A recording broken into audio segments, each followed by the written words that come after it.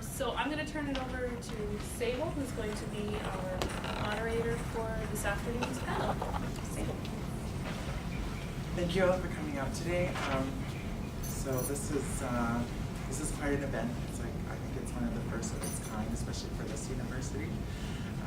And it was actually my professor from last year, Robert Nijal, who had suggested that we put together a conference on Aboriginal literature, Aboriginal writing. And it started, I was in his creative writing class, and he had asked, he's from Montreal, and he wanted to know about the First Nations people from this area. And so I told him, it's the Blackfoot, and he asked if there was any writers, if I could suggest any writers from around here. And so I was trying to think of some people who wrote fiction, but I couldn't think of any people who wrote fiction novels.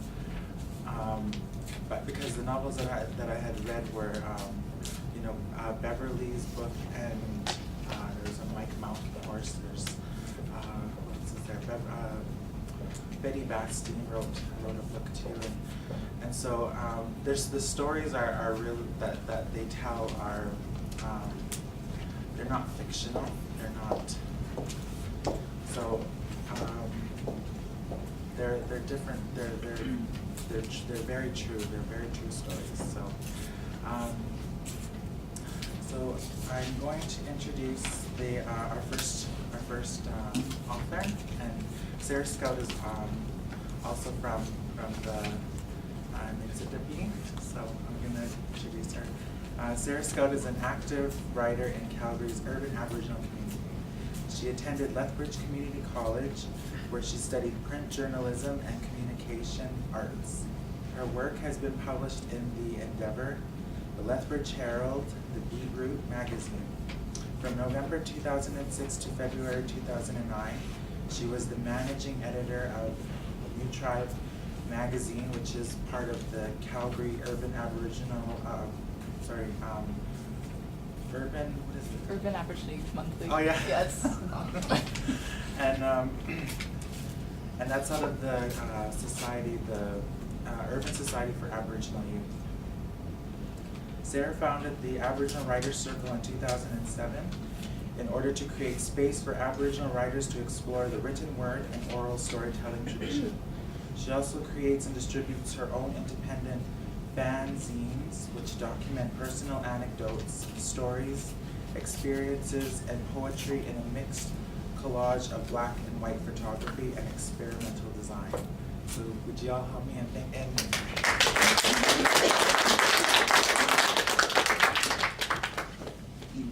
Thank you, Sable.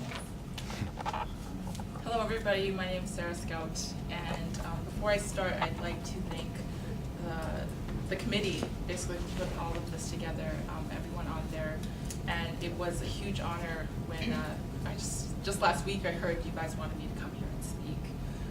I would have done it for free too, so it's just a huge honor. But thankfully I don't have to. So, to start off, this is my PowerPoint presentation, so I just have this on a loop, so feel free to just look at it. Basically, this is a presentation on storytelling through zines. To start off, I have reference quotes from a book called Zines, Notes from the Underground by Stephen Ducombe. Zines, what are they? My initial and probably correct impulse is to hand over a stack of zines and let the person asking the question decide. For this is how they were introduced to me. Ducombe defines zines as homemade little pamphlets. Little publications filled with rantings of high weirdness and explosion with chaotic design. Somehow these little smudged pamphlets carried within them the honesty, kindness, anger, the beautiful, inarticulate articulateness, the uncompromising life that I had discovered and lost. He goes on to write that in zines, everyday oddballs were speaking plainly about themselves and our society with an honest sincerity, a revealing intimacy, for no money and no recognition, writing for an audience of like-minded misfits. Zines are speaking to and for an underground culture. Chapter 2 in the book is called Identity, and he writes that zines are a haven for misfits, for people who like to write and want to communicate, but find it difficult to do so face-to-face. Zines are a perfect solution. The entry price is facility with the written word, and the compensation is anonymous communication.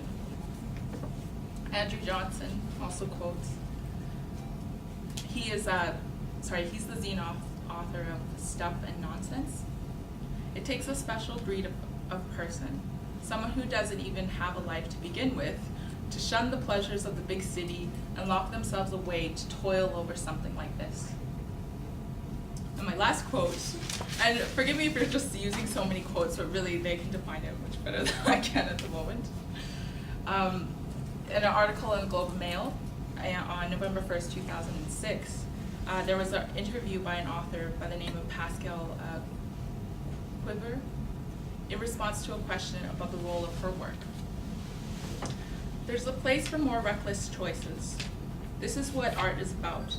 It's about creating new shapes to express emotions and experiences that are common to humankind, and those shapes have to change with time.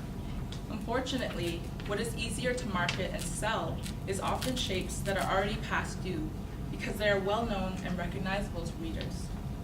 There is a space to address readers as intelligent people who think in their own right and are able to cope with new forms of literature. There is a place, and there should be a place, for artier and riskier choices. So a little bit about my zines. My first zine I made when I was 18 years old, and it's called Outcast by Choice, which is the PowerPoint presentation here. My second zine I made was called Outcast by Choice, Issue 2, A Choice of Futures Waiting to Happen. I wrote that in my spare time waitressing at a place called the Double D, which is a family restaurant. In my spare time I was making that zine, so it's a lot of my work experience there. And my third zine is called Jackrubber. There are also several zines that have not seen the light of day that I've created. One particularly in 2003 when I lost my mother. I call it my death zine. And hopefully I'm having to have that published this year.